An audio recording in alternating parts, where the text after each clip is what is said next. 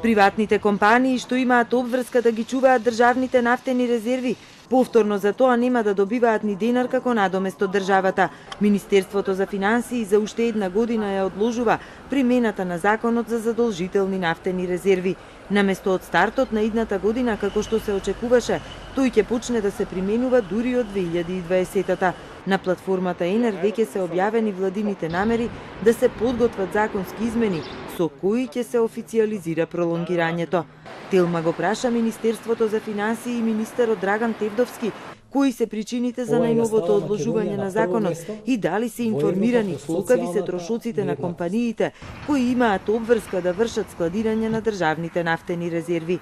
Дали финансии контактира со овие компании и кои се нивните забелешки во однос на зафатеноста на нивните резервоари. Дали владата е запознаена со извештајот на Европската енергетска заедница, во кој како отворено е наведено прашањето со складирањето на резервите и дали во иднина планира да ја испочитува нивната забелешка со која се предвидува уредување на надоместокот на фирмите кои ги чуваат.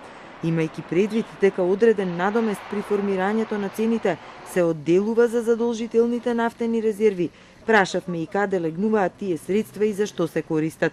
Наместо одговор на сите овие дилеми, единствениот пус коментар што го добивме од финансии е дека на овој начин ќе се обезбеди грејење на јавните установи и во кризни услови.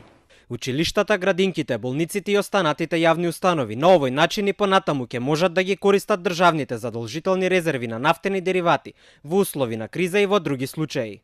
Нема одговор што се подразбира под криза и дали државата е сега во таква состојба, дали државните резерви се во опасност и дали државата, доколку компаниите одбијат да ги чуваат резервите, има капацитет сама да обезбеди нивно складирање и чување.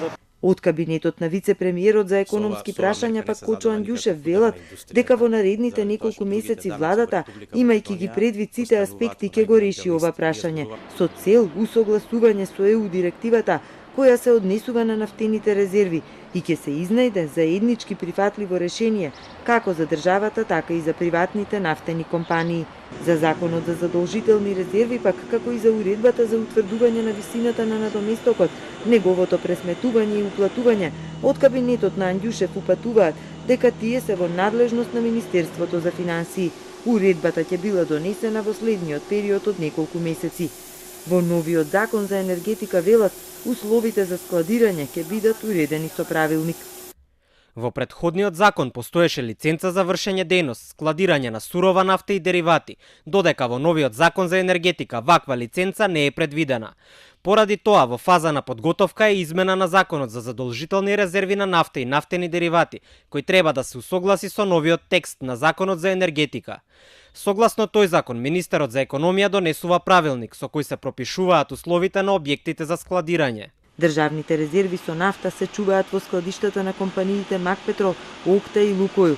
Макпетрол за складирањето на државните резерви има годишен трошок од 1,5 милиони евра, но државата се уште не чувствува обврска дека тоа треба да го надомести.